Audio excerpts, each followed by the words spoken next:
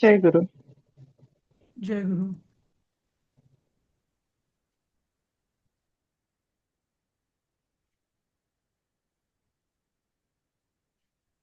पण आज मला वाटतं 14वा श्लोक पूर्ण केला होता, बरोबर? हं? हो सर. हा. आज पुढे जाऊया आपण. 15वा श्लोक. हं. मला वाटतं थोडंसं 14व्याचं राहिलं होतं की न कर्तृत्वम न कर्माणि लोकस्य सृजति प्रभु न कर्मफल संयोगम स्वभावस्तु प्रवर्तते. तर परमेश्वर जो आहे, तर तो स्वतः करता करविता नाहीये. तर हे जग आपापल्या कर्मानुसार कर्मानुसार म्हणण्यापेक्षा आपापल्या स्वभावानुसार चाललेलं आहे. हं. जसं विंचवाचा स्वभाव हा डंख करण्याचा आहे, सापाचा स्वभाव हा चावण्याचा आहे, गायीचा स्वभाव हा प्रेमळ आहे, वात्सल्यपूर्ण आहे, वगैरे वगैरे. तर प्रत्येकाचे जसे जसे स्वभाव असतात तसतसा तो जन्म घेतो त्याच्या वासनांनुसार आणि त्या स्वभावानुसार तो करत असतो. परमेश्वर म्हणजे आपण असं समजतो की सगळ्यांचा करता करविता परमेश्वर आहे. तो कसंही करू शकतो, कोणाला बदलू शकतो. पण ज्ञानदृष्ट्या, तात्विक दृष्ट्या जर बघितलं तर परमेश्वर असं कारभारात कुठल्याही ढवळाढवळ करत नाही. जसं मी एक उदाहरण दिली याचं, म्हणजे हा कन्सेप्ट नक्की कसा समजून घ्यायचा ते. हं. जसं की आता भारत भारत देशाचे राष्ट्रपती आहे द्रौपदी मुर्मू, पंतप्रधान आहे नरेंद्र मोदी. पण भारतामध्ये असं जे 140 कोटी जनता आहे, ती कोणी काय करावं, कसं करावं, वगैरे वगैरे, याच्यामध्ये नरेंद्र मोदी किंवा राष्ट्रपती किंवा पंतप्रधान जे जे राष्ट्राचे प्रमुख आहेत, ते काही म्हणजे बाहेरच्या दृष्टीने जर बघितलं आपण, तर हा भारत याने सब नरेंद्र मोदी, नाही का, असं मुख्य. पण ऍक्च्युअली जर आपण बघितलं तर आपल्या जीवनामध्ये आपण आपल्या कर्मानुसार जगत असतो, बरोबर. तिथे मोदी ढवळाढवळ करतात का? नाही. एकदा त्यांनी जे मोदी म्हणजे कुठलंही सरकार ढवळाढवळ करतं का? नाही. एक एक जी व्यवस्था लावून दिलेली आहे, त्या व्यवस्थेनुसार आपल्याला त्याची फळं मिळतात, नाही का. आपण जर चांगले मार्क मिळवले, आपल्याला ऍडमिशन मिळते, चांगली नोकरी मिळते, चांगली नोकरी मिळाली तर चांगला पैसा मिळतो. ते जर आळशीपणा कोणी असेल त्याला मिळत नाही. हे नियम आहेत, नाही का. इथं बाहेरच्या जगाच्या दृष्टीने बघितलं किंवा आपणही असं म्हणतो की अरे अमेरिकेत सगळं बुश करेल ते किंवा ट्रम्प करेल ते. पण तसं नसतं ना. तिथे त्यांच्या तिथल्या नागरिकांच्या दैनंदिन व्यवहारात कोणी ढवळाढवळ करतं का? नाही. एक पॉलिसी डिसिजन झालेलं असतं फक्त. तर ती व्यवस्था ते फक्त सरकार लावून देतं, नाही का. तसंच इथं आहे. परमेश्वराचं कार्य काय आहे की त्यांनी एक व्यवस्था लावून दिली आहे. हं. त्याच्या पुढे तो ढवळाढवळ सहसा करत नाही, बरोबर. तर हा जो कन्सेप्ट आहे ना, हा थोडासा आपल्याला धक्कादायक वाटतो, विशेषतः भक्तिमार्गी भक्तिमार्गी म्हणण्यापेक्षा द्वैतमार्गी किंवा द्वैत विचार करणाऱ्यांना, की तिथं आपण हा इकडं असेच मी नंतर फोन करतो आता क्लास. हो. तर आपण म्हणजे आपण जिथं उपासना किंवा भक्ती मार्गात काय समजतो आपण, की मी वेगळा देव वेगळा, देव सर्वशक्तिमान, मी पूर्ण अशक्त, वगैरे वगैरे. पण तात्विक दृष्ट्या जर आपण हे अद्वैत तत्वज्ञान मानलं की मी परमेश्वराचाच अंश आहे, बरोबर, आणि जीवात्मा आणि परमात्मा याच्यात तसं म्हटलं तर काही फरक नाही, तर मग हे काही होतच नाही, नाही का, असं. तर इथं त्या दृष्टीने हे म्हटलेलं आहे की परमेश्वर हा करता म्हणजे करता पण नाही आणि करविता पण नाही, असं समजलं. म्हणजे इथे ना अक्षरशः म्हणजे हा श्लोक थोडासा नास्तिकत्वाकडे घेऊन जाणार आहे, असं म्हटलं तरी चालेल, नाही का, त्या दृष्टीने बघितलं तर. म्हणजे पूर्ण तत्वज्ञान सांगतायत ते असं वरवर बघितलं तर. समजलं ना? नाही कळलंच तर नास्तिकत्वाकडे कसा घेऊन जातो? कारण परमेश्वर काहीच करत नाही म्हणतो. बरोबर आहे. किंवा असं परमेश्वर नाहीच आहे असा दृष्टी. नाहीये असं नाही म्हणत आहे ते. तो म्हणतो मी काही करत नाही असं. तर पण आपण तर म्हणतो सगळं परमेश्वरच करतो ना. बरोबर. तर इथंच जे मी तुम्हाला आधी सांगितलं होतं ना, की म्हणजे हे जे विचार असतात ना, हे 2-3 लेव्हल्सवर कार्य करतात. आणि इथंच म्हणजे ॲक्च्युअली इथं सायन्स अँड रिलिजन किंवा म्हणजे आपलं जे अध्यात्म रिलिजन म्हणजे धर्म झाला, पण मी अध्यात्माविषयी बोलतोय. अध्यात्म एका वेगळ्याच पातळीवर चालतं. हं? अध्यात्म आणि तत्वज्ञान. हं. तर ती जी एकदा वरची ज्ञानाची पातळी गाठली ना, की आत्मा आणि परमात्मा यातला भेदच नाहीसा होऊन जातो ना, नाही का? बरोबर आहे ना? आणि जिच्या- आणि हं, स्वभावाप्रमाणे म्हणजे आता उदाहरणच द्यायचं तर मुकेश अंबानी आणि रतन टाटा. रतन टाटा एका कुलाव्याला 4 बेडरूम किंवा 6 बेडरूमच्या फ्लॅटमध्ये राहत होते आणि मुकेश अंबानी अँटिलिया मोठा पॅलेस आता लंडनला आणखी एक, आणि तो त्यांचा स्वभाव झाला. म्हणजे त्याच्यात परमेश्वर येत नाही. त्यांनी पूर्ण स्वातंत्र्य दिलंय, तुमच्याकडे पैसा आहे, तुम्ही काय करायचं ते करा, नाही का? म्हणजे ज्याची जी वृत्ती आहे आणि वृत्ती कशापासून निर्माण होते? प्रवृत्तीपासून. प्रवृत्ती कशाची होत बनते? हा, प्रकृतीपासून. प्रकृती कशाची होते? त्रिगुणात्मक, सत्व रज तम या सगळ्याचं मिश्रण आहे, नाही का? तर म्हणजे आणि जुनं आपलं आपल्याच वासना त्यांनीच आपण जगत असतो. जे आपलं बॅगेज आहे, आपलं ओझं आपणच वाहत असतो, आपल्या कर्मांचं आणि आपल्या वासनांचं ओझं. बरोबर. त्यात इतर कोणी ढवळाढवळ करत नाही. हा, हा. पुढे सध्या सध्या फक्त एवढं तुम्ही लक्षात ठेवा, कारण नाहीतर हा विषय त्याचा खूप मोठा आहे. पण इथं म्हणजे प परमेश्वराचं खरं स्वरूप, परमात्म्याचं, हे आपण समजून घेतो आहोत. की तो उगीचच्या उगीच त्याला म्हणजे त्रास देणं योग्य आहे का? चुका आपण करायच्या आणि निस्तरायचं त्यांनी. हा, नाही का? आपण जर अभ्यास नाही केला तर त्याला साकडं घालून उपयोग आहे का, की मला परीक्षेत यश दे म्हणून, नाही का? हे त्यांनीच जी व्यवस्था निर्माण केली आहे, की ज्याला जसं फळ, जसं योग्य, ज्यांनी जसा अभ्यास केला, मेहनत केली, तसं त्याचं फळ मिळेल, हा नियम आहे. बरोबर. तर आपण त्याला साकडं घालणं, की माझा अभ्यास झालेला नाही पण तू मला फळ दे, हे कितपत बरोबर आहे, नाही का? तर जसं इथे कर्मफलाच्या अनुषंगाने परमेश्वर करतानाही असं म्हणायचंय का त्याला की अं, म्हणजे सृष्टीची निर्मिती होऊन सुद्धा म्हणजे तो त्याच्यात गुंतत नाही किंवा त्याला कर्मफलाची काही अपेक्षा नाही म्हणून तो करता नाही असं म्हणजे काय म्हणायचं नक्की? मला अजूनही गोंधळच पुन्हा एकदा होतोय सांगता. माझा. बरं, हे बघा, परत आपण त्याचं मुख्य हे बघूया. प्रभू म्हणजे परमेश्वर, लोकस्य लोकांच्या, हा, न तो त्यांच्या करतापंथी म्हणजे लोका म्हणजे तो तो त्यांना करवत पण म्हणजे करत पण नाही, त्यांच्याकडून करवून पण घेत नाही, त्यांच्याकरता कर्म तो ठरवत नाही, आणि त्याच्या कर्मफळाचं फळ जे द्यायचं आहे ते पण तो देत नाही. आपणच आपलं फळ घेतो, आपणच आपली कर्म करतो आणि त्यानुसार आपण फळ उपभोगतो. बरोबर. या दृष्टीने परमेश्वर दैनंदिन व्यवहारात ढवळाढवळ करत नाही असं. समजलं?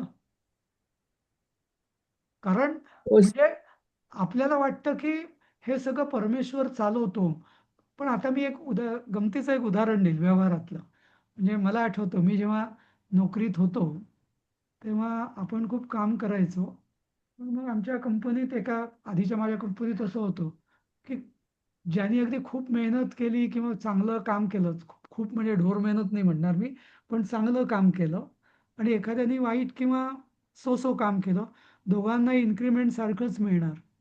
हं. मग आम्ही म्हणायचो की मग फायदा काय आहे, नाही का?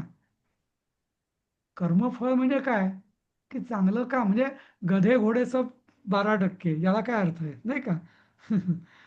नाही का?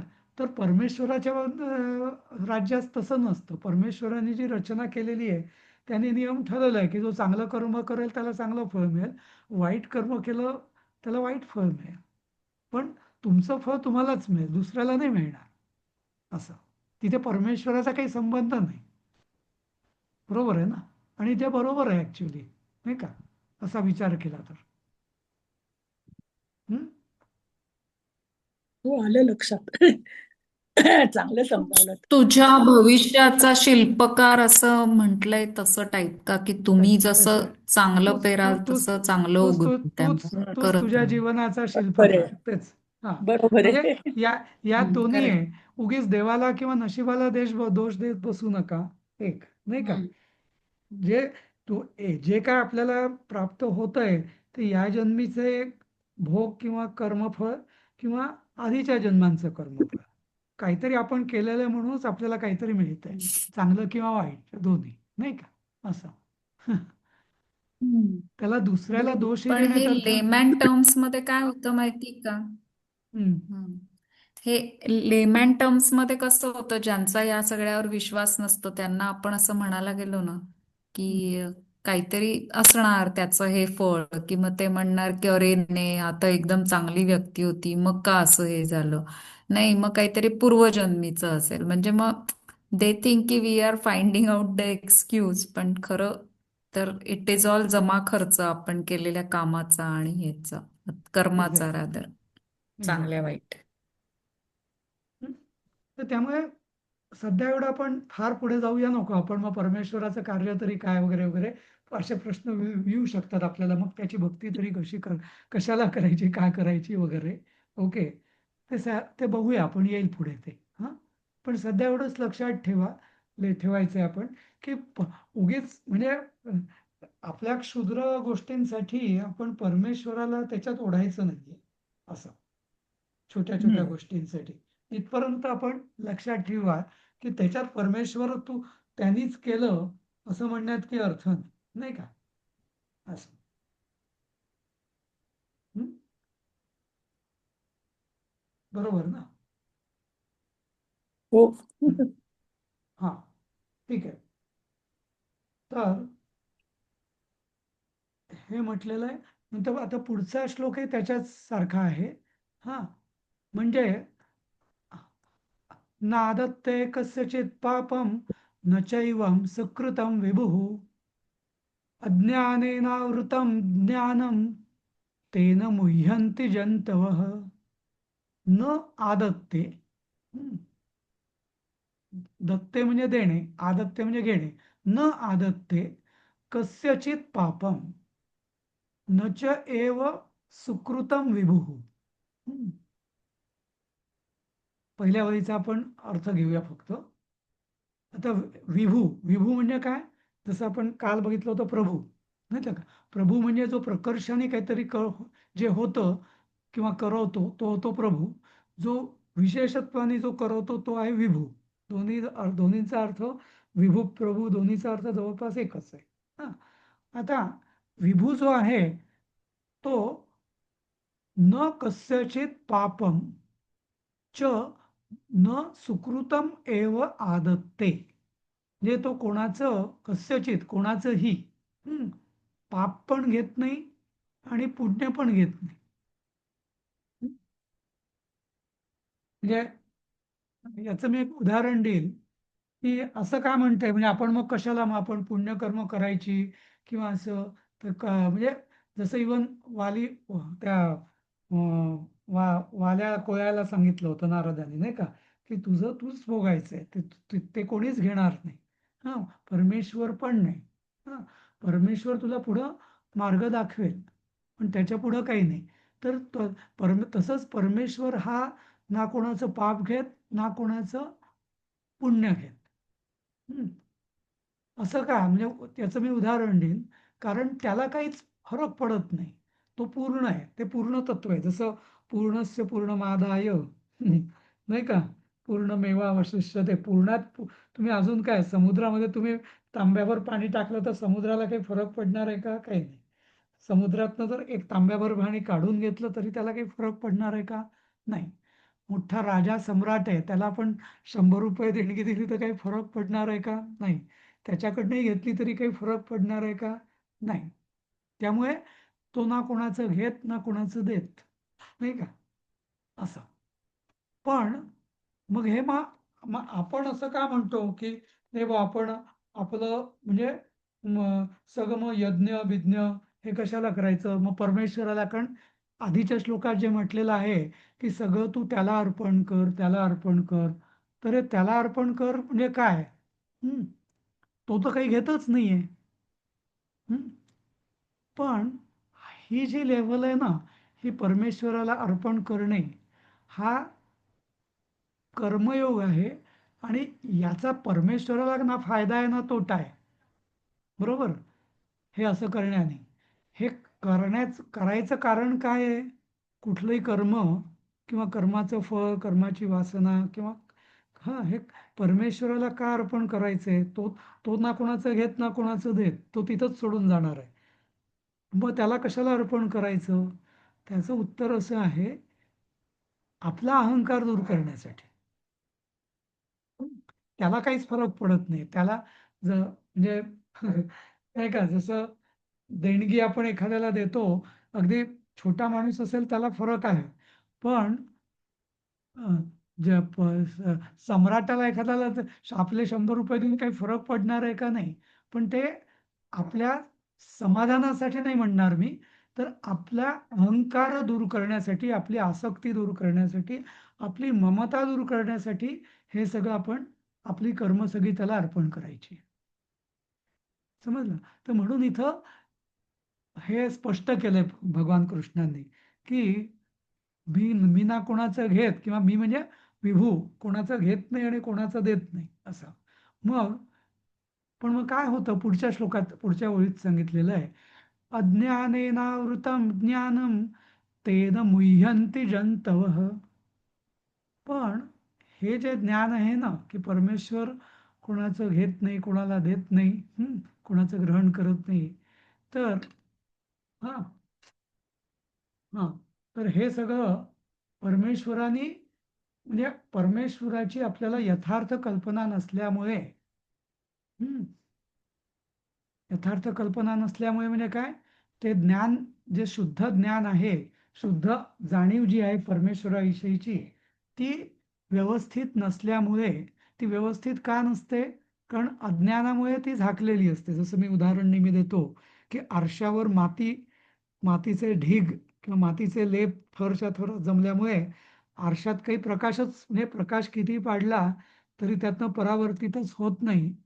तसंच ज्ञान हे अज्ञानाने आवृत्त झालेलं आहे. आणि त्यामुळे सगळे जंतू, जंतू म्हणजे इथे सगळे जीव या अर्थाने जंतू हा शब्द आलेला आहे. आपल्याला जंतू म्हणजे असं काहीतरी घाणेरडं असं वाटतं, पण जंतू म्हणजे जो जन्म ज्याचा जन्म होतो, जन धातूपासून जंतू तयार झालाय, की जो जन्म घेतो तो जंतू. तर तो म्हणजे लोकांना असं त्या अज्ञानामुळे आपल्याला असं वाटतं की परमेश्वर भोग घेतो, तुम्हाला भोग देववतो वगैरे वगैरे. पण ना तर परमेश्वर भोग घेत तुमच्याकडून, ना तर तुम्हाला भोग देत असं. तर तो सगळा आपल्या मोहामुळे किंवा आत्मविस्मृतीमुळे, मोह म्हणजे काय? आत्मज्ञान नसणे म्हणजेच आत्मस्वरूपाची विस्मृती असणे. हं, त्यांनी सगळे हे जीव जीव म्हणजे जीव मोहित झालेले आहेत. आणि त्यामुळे आपल्याला असं वाटतं की परमेश्वर आपल्याकडनं करून घेतो, आपल्याला देतो वगैरे वगैरे. तसं काही नाही. तर हे थोडंसं म्हणजे आपण तत्वज्ञानाकडे चाललेलो आहे. बऱ्याचदा जे म्हणतात ना, म्हणजे मला कधी कधी गंमत वाटते की जेव्हा लोक अंधभक्त किंवा अंधभक्ती, अंधश्रद्धा असं म्हणतात ना, तर ऍक्च्युअली तसं बघायला गेलं तर कुठलाही श्रद्धा, कुठलाही विश्वास तसं म्हटलं तर अंधच असतो एका काही प्रमाणात. इव्हन कशाला आपण गणित, मॅथमॅटिक्स सुद्धा काही प्रमाणात अंधच असतं, नाही का? जे आपण मराठीत, इंग्लिशमध्ये ज्याला आपण पॉस्ट्युलेट्स म्हणायचो किंवा गृहीतकं म्हणायचो, ती गृहीतकं, ते गृहीत धरल्याशिवाय प्रमेय किंवा थेरम सुद्धा सिद्ध होत नव्हते, नाही का, आपल्या गणितामध्ये. तर काहीतरी गृहीत धरावंच लागतं आणि ते जे गृहीत धरतो तीच म्हणजे श्रद्धा, नाही का, असं. तर इथं सगळे जीव जे आहेत, तर म्हणजे त्यांच्या मोहामुळे असं समजतात, परमेश्वराचं तात्विक स्वरूप न जाणल्यामुळे, यथार्थ स्वरूप न जाणल्यामुळे परमेश्वराला ते असं समजतात. आणि असंही आहे की उपासना मार्गात विशेषतः एका मर्यादेपर्यंत तो विश्वास, ती श्रद्धा, हां, ते गृहीतक आवश्यक पण आहे. कारण परमेश्वर काहीच करत नाही असं म्हटलं तर त्याला समर्पण का करायचं असा लगेच आपल्या मनात प्रश्न येईल, नाही का, असं. ठीक आहे, थोडा हा कन्सेप्ट समजायला कठीण आहे मला माहिती आहे, पण अजून 2-3 श्लोकांनी हे सगळं क्लिअर होईल, म्हणून आपण पुढे जाऊया. आणि सुबोध भगवद्गीतेमध्ये हम्म. 14व्या श्लोकात प्रभू करता आत्मा म्हटलेला आहे. हम्म. ते इथे आता शेवटी काय आहे, परमेश्वर आणि आत्मा यात काही म्हणजे तसं म्हटलं तर काही फरक नाहीये. हम्म. पण प्रभू म्हणजे आत्मा कसा असेल, म्हणजे आत्मा म्हणजे काय स्वतःचा आत्मा असं म्हणायचंय का त्यांना, नाही का? असं दिसतंय याच्यामध्ये त्यांनी जे पुढे हा एक्सप्लेन जे केलं ते. हा नाही, पण शंकराचार्यांचं जे इंटरप्रिटेशन आहे ना, तिथं हम्म. हा म्हणजे प्रभू हा आत्मा म्हणजे इथं आत्मा हाच परमात्मा या अर्थाने. परमात्मा दोन्ही एकत्र असतो. हा, दोन्ही एकच आहे. हा, तर त्या दृष्टीने म्हणजे तो म्हणजे आत्मा आणि परमात्मा हा एकच आहे. म्हणजे त्या दृष्टीने नुसतं आपल्या समजूत पटण्याच्या दृष्टीने एक सोपा म्हणू शकतो आपण की आत्मा स्वतः करत नाही आणि करवत नाही, कारण आत्मा हा साक्षी भावाने राहतो या अर्थाने. हा, तसं आणि म्हणायला गेलं तर इस्कॉनच्या आता भगवद्गीता जशी आहे तशी मध्ये त्याचा अर्थ दिलाय देहरूपी नगराचा स्वामी हा, हा ते तुम्ही आत्मा. म्हणजेच म्हणजेच आत्मा, म्हणजेच म्हणजेच आत्मा, आत्मा. म्हणजेच आत्मा. पण इथं आत्मा आणि परमात्म्यामध्ये वस्तुतः भेद नाहीये. हा, वस्तुतः नाही का, तो म्हणजे वस्तुतः तो आत्मा आणि परमात्मा एकच आहे ना, तो वेगळा कसा होईल? आणि म्हणूनच इथं जे म्हणजे परमात्मा के कर्तापन के अभाव का कथने का म्हटलेलं आहे की म्हणजे आत्मा म्हणजेच परमात्मा, इथे परमात्मा काही वेगळा नाही या दृष्टीने. हम्म? तेच मी सांगतो की म्हणजे इस्कॉनचं जे हे आहे त्यामध्ये द्वैतभावाचं थोडंसं हे आहे म्हणून या दृष्टीने. पुढं आपण जाऊया. नादत्ते कस्यचित् पापम न चैव सुकृतम विभुः. हे झालं ना आपलं आता? हा, झालं सर हे. झालं झालं, हा, 15वा झाला आपला. हा, सॉरी, 16वं. 16वा. ज्ञानेन तु तदज्ञानं येषां नाशितमात्मनः तेषामादित्यवज्ञानं प्रकाशयति तत्परम्. हा, तर आता हे जे अज्ञान आहे, तर हे म्हणजे नाहीसं कसं होणार? तर ते ज्ञानेन तू तत् अज्ञानम, ते जे अज्ञान, ते अज्ञान कुठलं? आधीच सांगितलेलं, ते कशाने दूर होणार? तर ज्ञानेन तू, ते अज्ञान हे ज्ञानानेच दूर होणार. म्हणून याचं म्हणजे अन्वय आपण बघूया. तू परंतु येषाम तत् अज्ञानम आत्मनः ज्ञानेन नाशितम. आता इथं परंतु येशाम, ज्यांचं ते अज्ञान आत्मनः हा ज्ञानेन म्हणजे आत्मज्ञानाने किंवा आत्म्याच्या ज्ञानाने नाहीसं झालेलं आहे किंवा नाहीसं केल्या गेलेले नाशितम म्हणजे कर्मणी भूतकालवाचक धातू साधित आहे. नाशित म्हणजे नाश केल्या गेलेला आहे. तेषाम त्यांचं ज्ञान हे आदित्यवत तत्परम प्रकाशयती. आणि ते जे ज्ञान असतं त्यांचं ते ज्ञान ते सूर्यासारखं म्हणजे त्या परमात्म्याला किंवा परमतत्वाला प्रकाशित करतं. तत्परम म्हणजे तर हे येशाम म्हणजे द्वितीय येतं ना, मग द्वितीय म्हणजे त्याला यायला पाहिजे किंवा याला. येशाम द्वितीया कसं येईल? येशाम आणि तेशाम हे षष्ठीत बहुवचन आहे ना. अच्छा. हम्म. हं? तर ओके. हा तर त्यांचं जे येशाम म्हणजे ज्यांचं, तेशाम म्हणजे त्यांचं. हा तर आणि म्हणजे तर ते जे ज्ञान आहे तर ते त्या परमतत्वाला प्रकाशित करतं. तर प्रकाशित करतं म्हणजे काय ऍक्च्युअली आणि आदित्यवत. आता इथं सूर्याची उपमा दिली आहे त्या ज्ञानाला. आता ही आदित्यवत ही उपमा ज्ञानाला दिलेली आहे की परमात्म्याला तत्परम प्रकाशयती असं. तर त्याचा ऍक्च्युअली अर्थ दोन्ही होतो. कारण का की जसं सूर्य आहे, सूर्य आणि सूर्याचा प्रकाश आपण दूर वेगळा करू शकतो का? नाही, नाही का? तर इथं ते ज्ञान आणि तो परमात्मा हा एकरूप होतो. समजलं? म्हणजे ते जसं म्हणजे आदित्यवत या शब्दात फार मोठा अर्थ आहे की सूर्याला आपण दुसरा दिवा टॉर्च मारून त्याला बघू शकतो का? नाही, म्हणजे होऊच शकत नाही. सूर्य हा स्वयंप्रकाशित आहे. तसं हे जे ते परमतत्व जे आहे तेच स्वयंप्रकाशित आहे. म्हणजेच काय ते ज्ञान त्यातच अंतर्भूत आहे स्वयंप्रकाशित असल्यामुळे. स्वयंप्रकाशित याचा अर्थ काय? जे तत्व की जे स्वतःचं ज्ञान स्वतःच देतं त्याला दुसऱ्याच्या आधाराची गरज लागत नाही. बरोबर?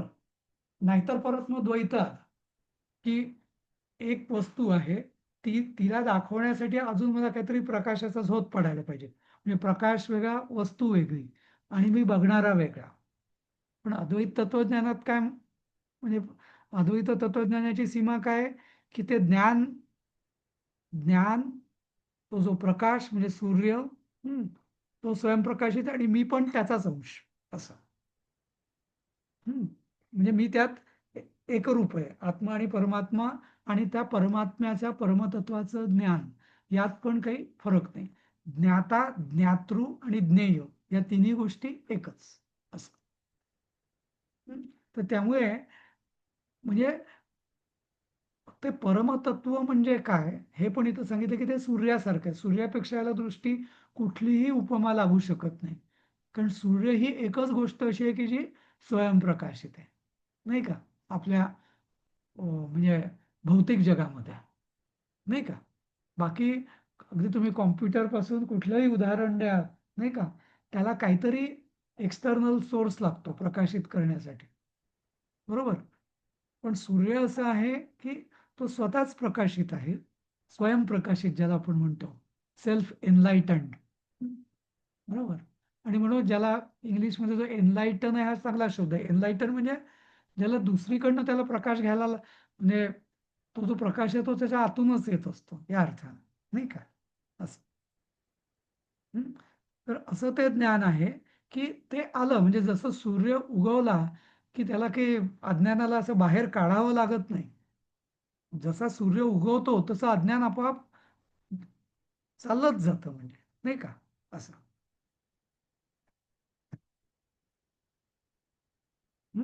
तर हे जे म्हणजे शेवटी इथं या ज्ञानाचा म्हणजे सांख्य मार्ग किंवा ज्ञानाचा इथं महिमा सांगितलेला आहे की रादर या 2-3 श्लोकांमध्ये की परमात्म्याचं खरं स्वरूप काय. ना तो म्हणजे स्वतः तो सगळीकडे आपण त्या अर्थाने जरी म्हटलं तरी साक्षी भावाने असतो. तो स्वतः काही करत नाही, करवत नाही. जीवांमध्येही नाही आणि विश्वामध्ये पण नाही, दोन्ही. हम्म. कारण पिंडी ते ब्रह्मांडी हा जो न्याय आहे हा सगळीकडे लागू आहे. पिंड म्हणजे जिथं आपण जीवात्मा म्हणूया पाहिजे तर, ब्रह्मांड म्हणजे ज्याचा चालक किंवा तिथे परमात्मा किंवा त्या अर्थाने म्हणूया. पण दोन्ही ठिकाणी ना जीवात्मा काही करत ना परमात्मा काही करत, असं नाही का. असं पुढचा श्लोक बघूया आपण, 17वा. आता इथं अजून पुढं आपण जातो.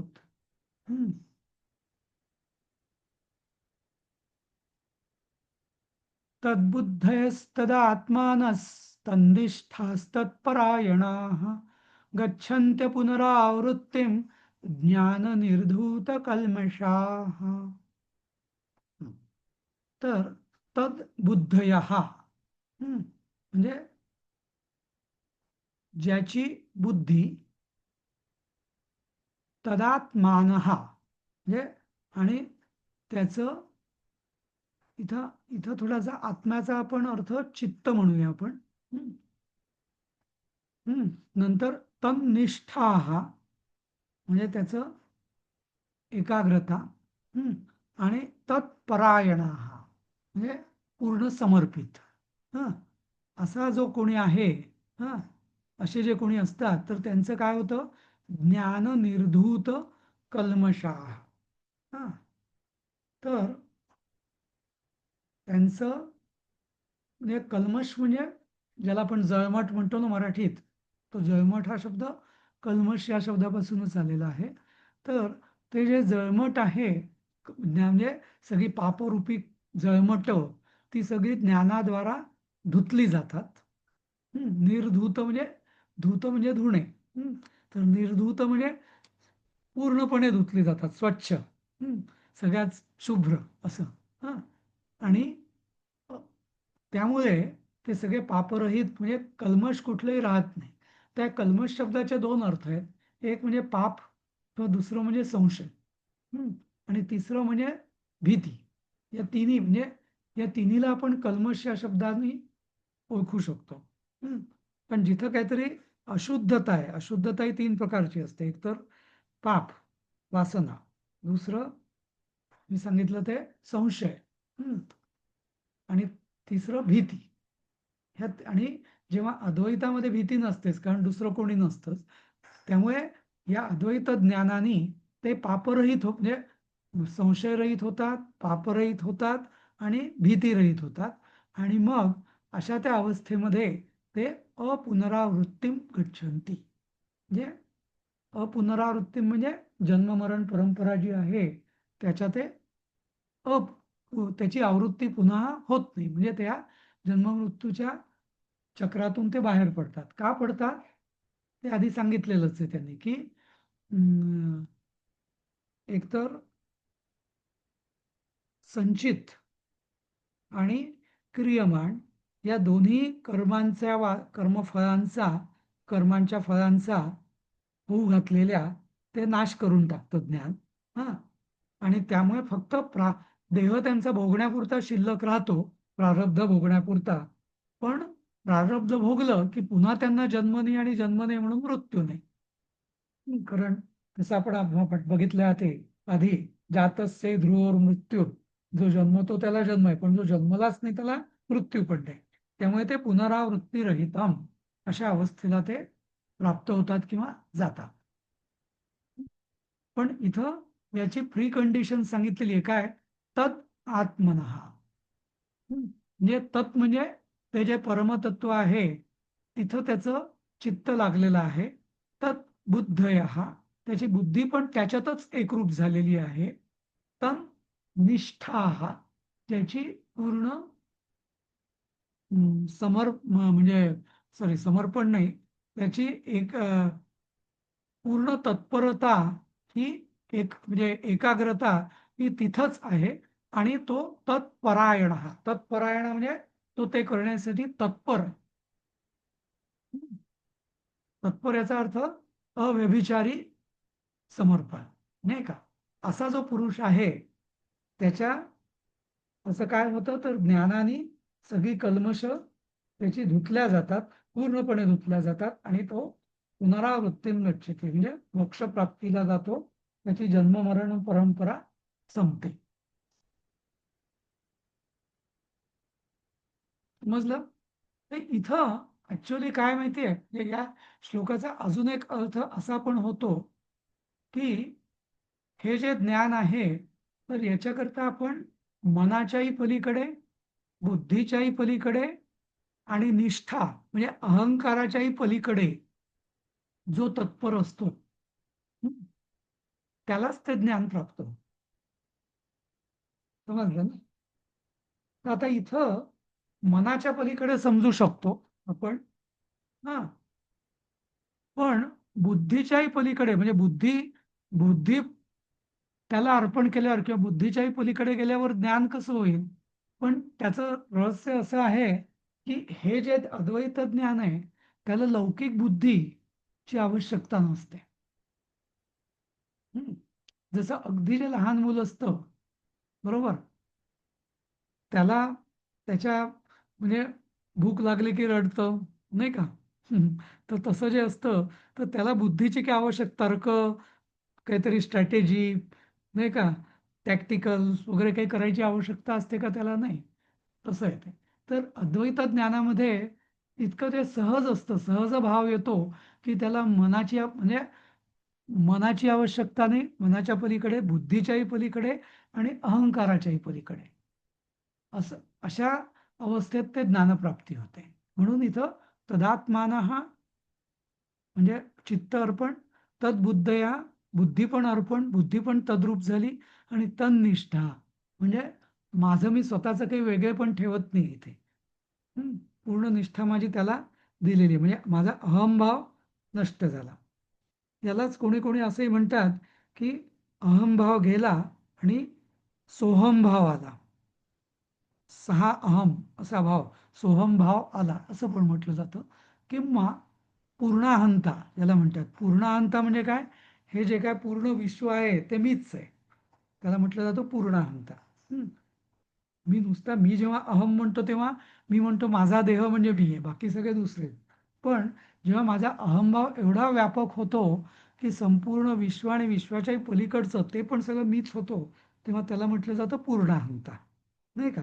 तर अशी जेव्हा पूर्णाहंता येते, अद्वैतभाव म्हणजेच पूर्णाहंता, तेव्हा ते जे ज्ञान असतं त्यांनी हे सगळं कल्मश चालले जातात. समजलं? तर एखाद्या म्हणजे पूर्ण समर्पणाने काय काय फायदे होऊ शकतात, म्हणजे काही मागचा पुढचा न विचार करता, म्हणजे मन म्हणजे चित्त, बुद्धी आणि अहंकार हे तिन्ही गोष्टी जर अर्पण केल्या तर हे सगळं साध्य होतं असं. ठीक आहे, पुढे जाऊया. वेळ हा, वेळ संपत आली आहे ना? वेळ संपत आली आहे तशी. पण हा पुढचा श्लोक हो, अगदी एक सोपा आहे. हा, पुढचा श्लोक अगदी सोपा आहे. म्हणजे ते ज्ञान, अद्वैत ज्ञान म्हणजे कुठलं, तर कसं, आणि त्याचं वागणूक म्हणजे कसं असतं, तर विद्या विनय संपन्ने ब्राह्मणे गविहस्तिनी शुनीचैव श्वपाके च पंडिता समदर्शिनः. तर असा जो ज्ञानी आहे तर त्याच्या दृष्टीने पण विद्या विनय संपन्न असा ब्राह्मण, म्हणजे पण जसं संस्कृतमध्ये शिकलोय विद्या विनयेन शोभते, तसं विद्या आणि विनयाने संपन्न असा ब्राह्मण म्हणजे ज्ञानी, त्याच्यामध्ये सप्तमी आहे. नंतर गवी म्हणजे गऊचं सप्तमी परत, त्यांच्या ब्राह्मणांमध्ये, अशा ज्ञानी ब्राह्मणांमध्ये, गायींमध्ये, हस्तिनी म्हणजे हत्तींमध्ये, शुनी शुनी म्हणजे कुत्र्यांमध्ये, च एव श्वपाके, श्वपाके म्हणजे श्वपाक म्हणजे श्व म्हणजे श्वान, जे म्हणजे पूर्वी श्वान म्हणजे कुत्र्यांना शिजवून खात असत म्हणून त्यांना चांडाल योनीला श्वपाक म्हटलेलं असतं. आणि चांडाल या सगळ्यांना पंडित, असे जो पंडित असतो, असा जो ज्ञानी असतो तो समदर्शिनः या सगळ्यांना तो सारख्याच दृष्टीने बघतो. त्यांच्यामध्ये अजिबात फरक कळत नाही.